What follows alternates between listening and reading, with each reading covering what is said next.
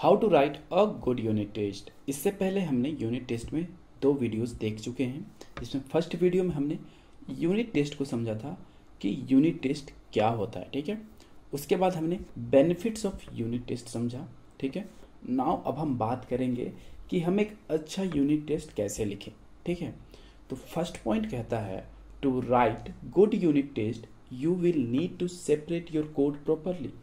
एक अच्छा unit test लिखने के लिए आपको अपने कोड को अच्छे से सेपरेट करना होगा प्रॉपरली, लाइक पैकेज वाइज, ठीक है। अगर मान लो आप प्रोजेक्ट बना रहे हो, ठीक है। अगर एक प्रोजेक्ट बना रहे हो, अगर मॉडल पैकेज है तो मॉडल में सारे मॉडल मॉडल वाले क्लास को रखो, कंट्रोलर में कंट्रोलर वाले क्लास को रखो, ठीक है। सर्विस में सर्विस वाले क्लासेस को रखो, ठीक है। तो वैसा कहता है कि लाइक प्रॉपरली अपने कोड को सेपरेट करो, ठीक है। Now second point, separating your project into different layer by using something like multi tier architecture, ठीक है। वही है फर्स्ट पॉइंट जो मैंने समझाया, सेकेंड पॉइंट भी सेम वही है कि आपको प्रोजेक्ट को वैसे सेपरेट करना है like some multi tier architecture. तो बहुत सारे मल्टी टियर आर्किटेक्चर होते हैं, तो मैं भी उनको डिस्कस नहीं करूँगा, बट समथिंग लाइक जैसे मैंने आपको समझाया उस वे में आप उनको अरेंज कर सकते हो, ठीक है। Now here are some tips for writing great unit test. कुछ टिप्स दिए हुए हैं जो यूनिट टेस्ट को लिखने के लिए हम यूज कर सकते हैं। क्या है? First point, make each test independent of all others. Means आप ऐसा टेस्ट ना लिखो जो कि दूसरे टेस्ट पे डिपेंड करे, ठीक है। हमेशा टेस्ट लिखो जो कि इंडिपेंडेंट हो, मतलब इंडिपेंडेंट वो रन कर सके। अभी ये सब आपको थोड़ा कन्फ्यूजन लग रहा होगा कि इंडिपेंडेंट क्या होता है, किस तरीके से इंडिपेंडेंट कोड लिख सकते हैं टेस्ट का। वो जब मैं अभी इसके बाद यूनिट को समझाऊंगा, उसके बाद मैं कोड स्टार्ट करूंगा तो आपको ईजी वे में समझ में आएगा। अभी बस आप थ्योरी को ध्यान में रखो, ठीक है।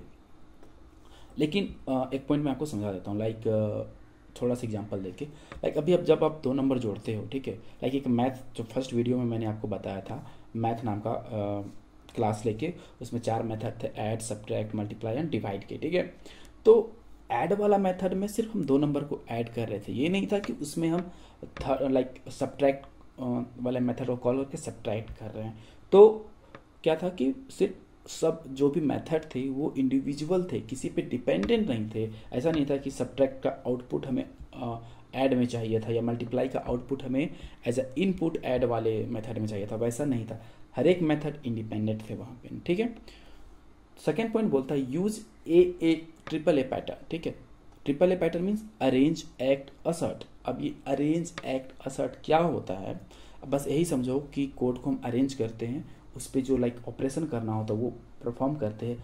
असर्ट मतलब हमें लाइक जो कोड लिखा हुआ है वो एक्सपेक्टेड रिजल्ट दे रहा है, वो डिजायर आउटकम दे रहा है और डिजायर आउटपुट दे रहा है या नहीं, उसको ए पैटर्न कहा जाता है, अरेंज, एक्ट और असर्ट, ठीक है।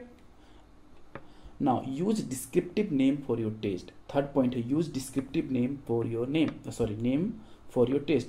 मतलब टेस्ट का वैसा नाम लिखो जिसको मतलब डिस्क्राइब करके कि नेम पढ़ के, टेस्ट का मेथड का नाम पढ़ के पता चले कि ये मेथड किस लिए बना हुआ है, ठीक है। लाइक अगर हम अगर 2 नंबर को ऐड करने का प्रोग्राम लिखते हैं तो हम सिंपल लिखते हैं ऐड टू नंबर, ठीक है। ऐड टू नंबर मेथड का नाम लिख देते हैं, उसके बाद 2 अगर नंबर चाहिए तो 2 नंबर पास कर देते हैं, ठीक है, यूजर, ठीक है।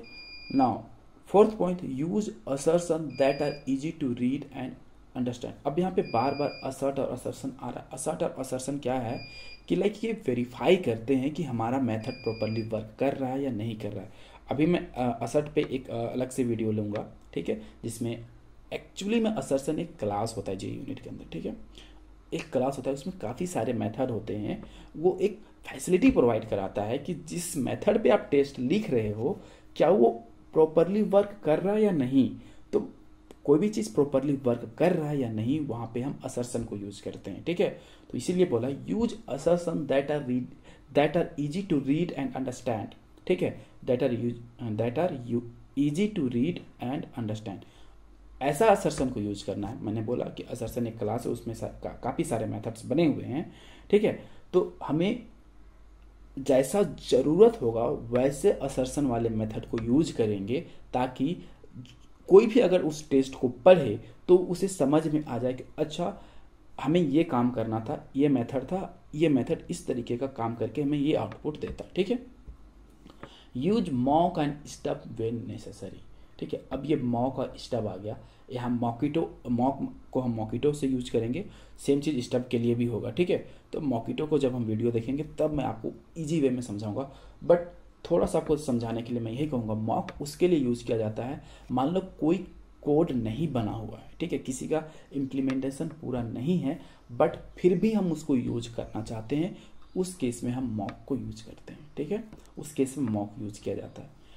Test edge cases and boundary condition. Edge cases मतलब हर एक कंडीशन को चेक कर लेना है। ठीक है, हर एक कंडीशन, हर एक सिनारियो को चेक कर लेना है। ठीक है, now test error condition. Error condition मतलब अगर जो भी प्रोग्राम लिखा हुआ है 2 नंबर जोड़ने का, उसमें जो एरर्स आएंगे, उस कंडीशन किस फेज में एरर आएंगे, उस सभी को चेक करना है कि अगर एरर आएगा तो किस टाइप का आउटपुट हमें या क्या मैसेज हमें शो करना है, तो वो सारे चीज़ को टेस्ट कर लेना है। Test performance and scalability. ठीक है, स्केलेबिलिटी तो परफॉर्मेंस को और स्केलेबिलिटी को भी हमें चेक कर लेना है। ठीक है, test concurrency and threading issue. Concurrency और थ्रेडिंग इशू भी चेक करना है, साथ में सिक्योरिटी इशू भी हमें चेक करना है। तो जब भी हम यूनिट टेस्ट लिखने जाएं तो ये 4 और इधर 4 2 10 टोटल 10 पॉइंट्स को ध्यान में अगर हम रख के कोई भी यूनिट टेस्ट लिखेंगे तो एक प्रॉपर यूनिट टेस्ट होगा और एक अच्छा यूनिट टेस्ट होगा। ठीक है।